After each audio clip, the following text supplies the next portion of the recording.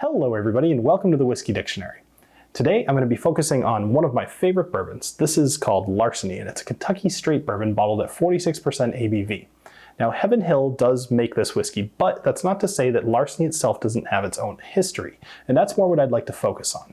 So when I first did this review and started doing my research, I did not know what the key or even the name Larceny really meant, and luckily doing research is kind of what I do. So I found out that it is actually aptly named.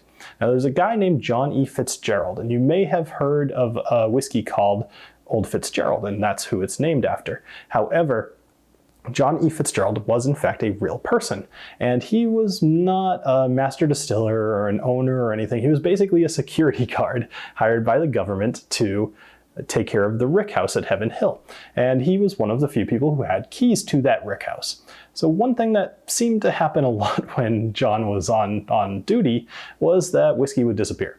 And it came to be kind of an inside joke, or just at the very least a story that people knew, that the barrels within the rick house that seemed to be a little bit lighter, they tended to be better. they started calling them Fitzgerald barrels, specifically the light ones. And that tradition continues on at the Old Fitzgerald distillery to this day.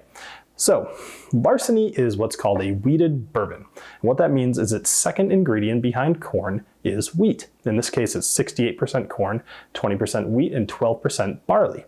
So let's go ahead and get into the nosing and the tasting of this particular whiskey.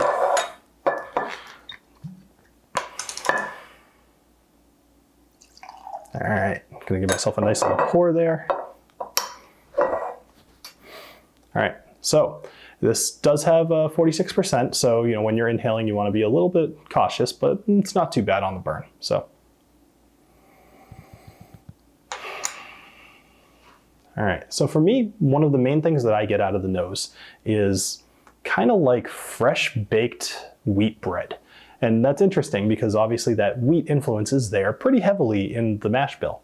And in general, getting that wheat out of a nose is not super common unless you're drinking a wheated bourbon. So anyway, nice freshly baked wheat bread.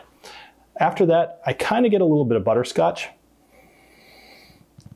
but there's not a whole lot more going on in the nose there. It's a bit of a bourbon, it's got a little bit of oak or whatever, but most of those are really, really muted to the point where I'm not even gonna put them in my list here. I'm just gonna go straight up bread and butterscotch. All right, let's go ahead and give this a taste.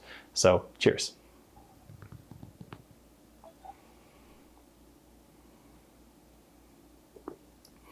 Now, it's a very, very smooth whiskey, and that's really, really appreciated, especially when you consider the fact that adding water to this will this is one that is improved by adding water.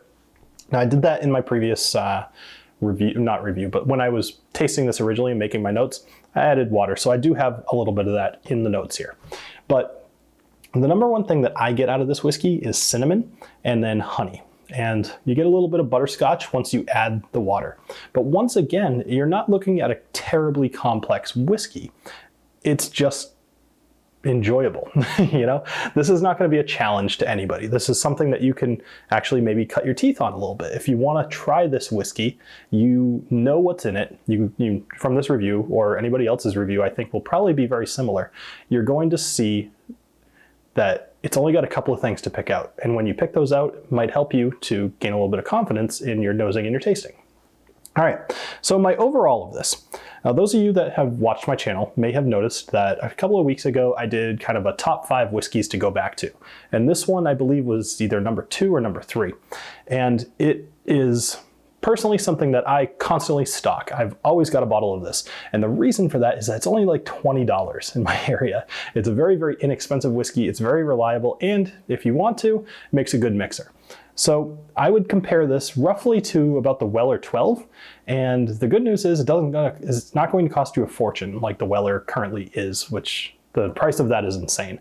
But anyway, I highly, highly recommend this whiskey. If you've never tried Larceny for whatever reason, me personally, it took me a few years before I finally tried this, and now it's something I've constantly got in my bar. So I highly recommend this as a stock it. I think you should go out and buy it today if you've never tried it. If you have tried it, you probably already have a bottle. So thank you for joining me here on the Whiskey Dictionary, and I look forward to talking to you next time. Cheers.